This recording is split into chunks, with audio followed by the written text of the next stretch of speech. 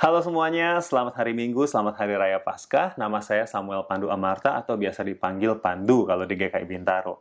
Seneng banget hari ini bisa sharing ke teman-teman. Dan sharing saya hari ini saya beri judul Jangan Lupa Bahagia. Saya mulai dengan sebuah cerita. Seminggu yang lalu saya melakukan survei kepada teman-teman saya. Saya bertanya, apa perasaan kalian dalam 2-3 minggu terakhir ini? Lalu setelah itu, seperti yang saya duga, mereka ternyata merasa bosan, juga takut atau khawatir. Pokoknya nggak bahagia deh.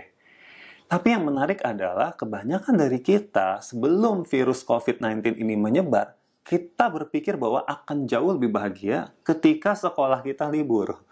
Atau ketika kampus kita libur. Atau ketika kita bisa bangun lebih siang. Kita lebih banyak waktu di rumah, nonton YouTube lebih lama.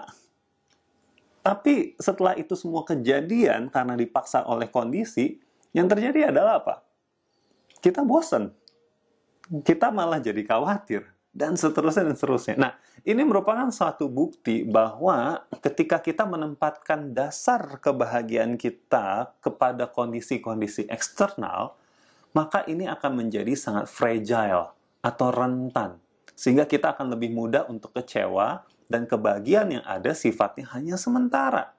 Oleh karena itu, kita hari ini mau belajar bagaimana atau apa yang harus kita tempatkan sebagai dasar untuk kebahagiaan kita. Kita buka yuk dari Filipi 4 ayat 4. Saya ambilnya dari versi Easy English Bible. Di sini Paulus berkata pada jemaat di Filipi, dia bilang begini, "Always be happy because you belong to the Lord." Artinya apa? Paulus mengatakan, jangan lupa bahagia. Kalau saya boleh menerjemahkan dalam bahasa zaman now. Jangan lupa bahagia. Kenapa? Karena walaupun kondisi yang kamu alami, kamu itu belong to the Lord. Kamu itu adalah anak Allah.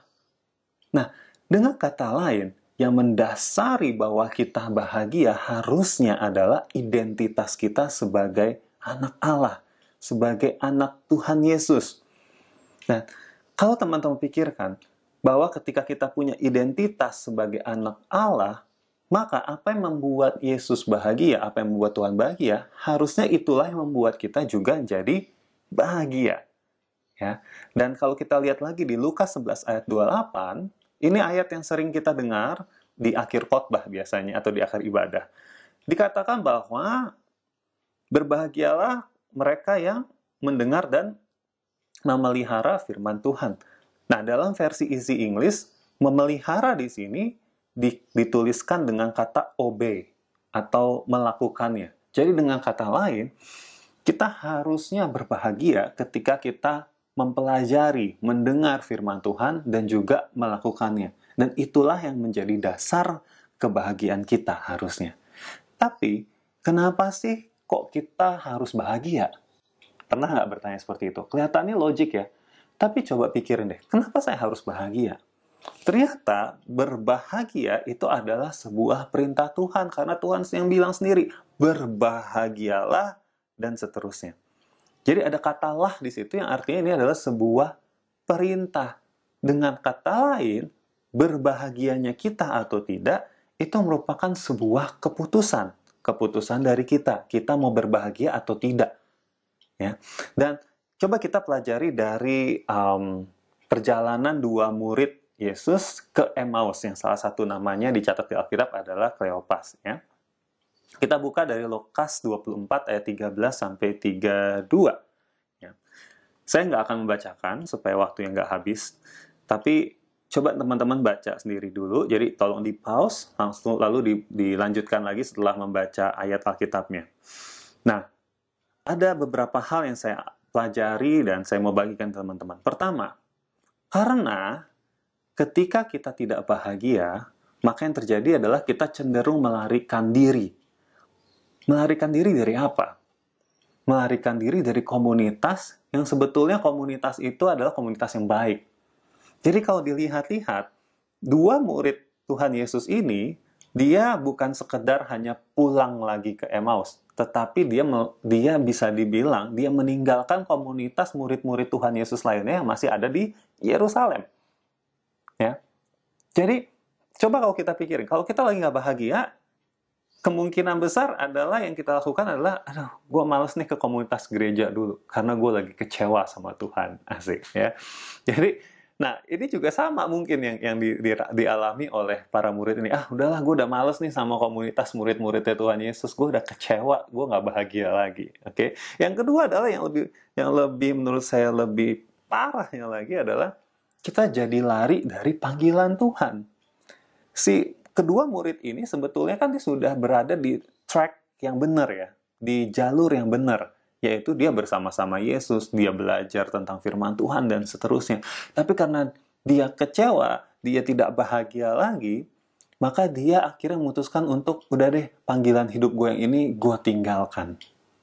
Gue nggak tahu mau jadi apa, pokoknya gue mau kembali aja deh ke hidup gue yang lama lagi. Ya, jadi ini bisa kita lihat bahwa ketika kita tidak bahagia, kita cenderung, saya nggak bilang bahwa pasti, tetapi cenderung meninggalkan komunitas yang baik, cenderung meninggalkan apa yang sudah menjadi rencana Tuhan untuk hidup kita. Yang kedua adalah ketidakbahagiaan menutupi suara Tuhan, hingga kita tidak bisa lagi mengenal Dia. Nah, ini kelihatan jelas bahwa ketika Tuhan Yesus datang, bersama-sama dengan Dia untuk bercakap-cakap dalam perjalanan tersebut, dua murid ini nggak kenal lagi. Mungkin kalau di kehidupan kita sehari-hari adalah begini, ketika kita nggak bahagia, kita bilang, aduh, gue nggak tahu lagi deh, siapa nih, apa yang harusnya gue lakukan, gue nggak tahu lagi deh, apakah gue harus percaya lagi sama Tuhan atau enggak, dan seterusnya. Dan bahkan di sini juga ditulis ya, bahwa kita jadi nggak merasakan bahwa Tuhan tuh ada, karena kita tidak bahagia. Sama kayak kedua murid ini. Dan juga yang menarik adalah ketidakbahagiaan membuat kita nggak mampu percaya dengan kebenaran.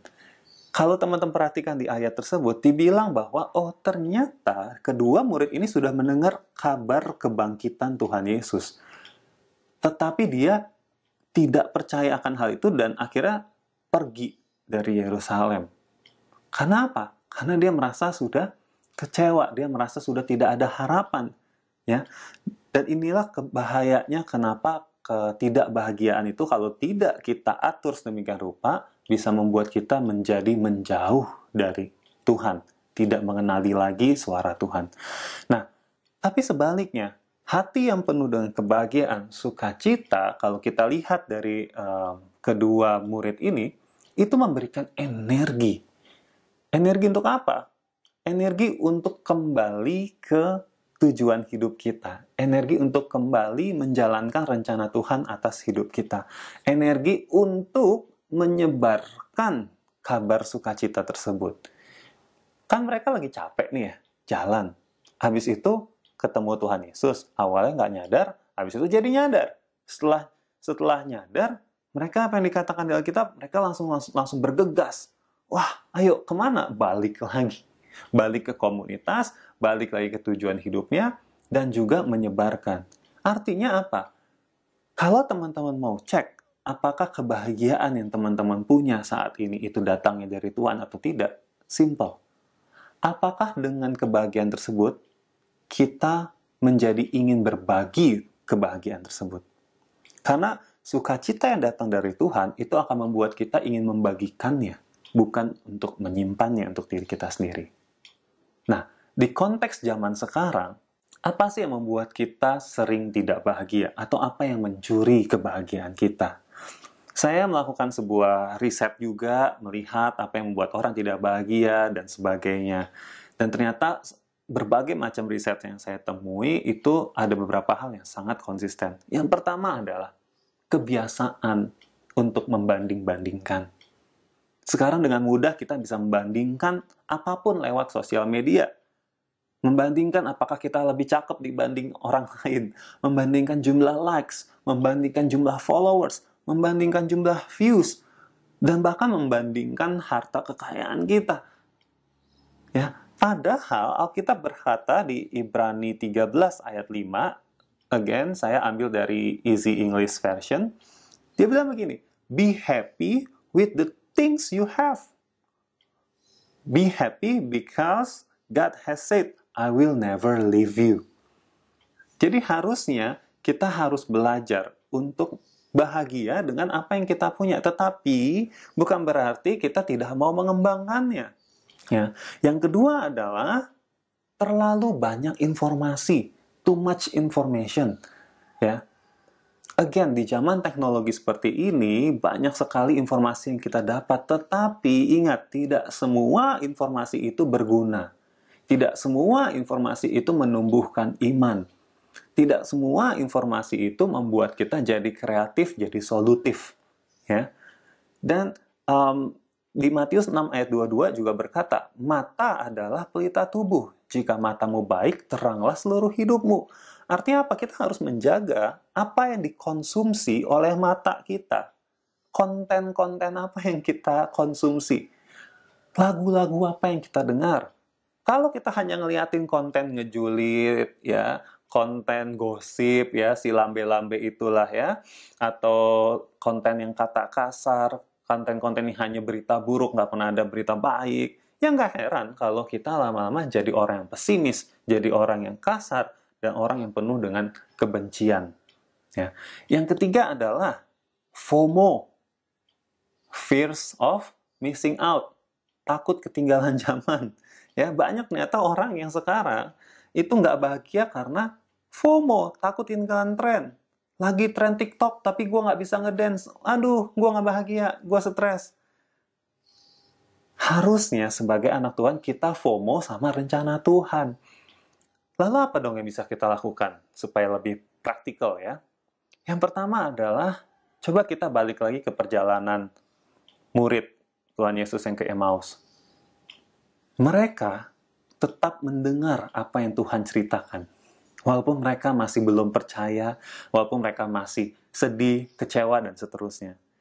Tetapi lama-kelamaan akhirnya mata mereka terbukakan. Oh, ternyata saya harusnya bahagia. Oh, ternyata harusnya saya punya iman lebih kuat. Jadi teman-teman, kalau kita sedang mengalami depresi, kecewa, takut, dan sebagainya, tetaplah untuk membaca, mendengarkan firman Tuhan. Ya, mungkin saat itu tidak terjadi sesuatu yang miraculous atau sesuatu yang ajaib. Wah, tetapi pada saatnya Roh Kudus yang akan menimbulkan hal-hal yang sudah kita baca menjadi sebuah wisdom atau kebijaksanaan sehingga kita bisa lebih bijaksana menghadapi situasi kita. Yang kedua adalah stop membandingkan. Stop melihat jumlah likes, followers, apapun itu yang menggoda teman-teman untuk membandingkan diri Anda dengan orang lain. Yang ketiga adalah dengan sengaja atau intentionally pikirkanlah semua hal yang patut untuk disyukuri. Alkitab juga berkata, apa yang baik pikirkanlah itu. Ya, kita harus mulai menghitung apa yang bisa saya syukuri hari ini. Dan ini harus dilatih setiap hari. Dan kalau kita kehabisan atau kita lagi merasa saya nggak punya alasan untuk bersyukur, ingat ada satu alasan yang nggak akan pernah hilang. Yaitu apa? Balik lagi di awal yang tadi kita bahas. Yaitu identitas kita sebagai anak Tuhan. Tuhan yang seperti apa? Tuhan yang sudah membuktikan kasih-Nya dengan menyalibkan anaknya. Dan juga bukan hanya itu, bukan hanya Dia mengasihi kita, tetapi Dia Allah yang hebat. Dia lebih hebat daripada masalah kita. Karena apa? Karena Dia sudah terbukti bahkan bisa mengalahkan maut dengan bangkit di hari ketiga. Jadi, kalau kita lupa apa yang harus kita syukuri atau apa yang membuat kita bahagia, setidaknya ada satu hal tersebut yang harus kita ingat, yaitu identitas kita sebagai anak Tuhan. Tuhan yang mengasihi kita dan Tuhan yang lebih hebat daripada masalah apapun yang ada di dunia ini. Amin.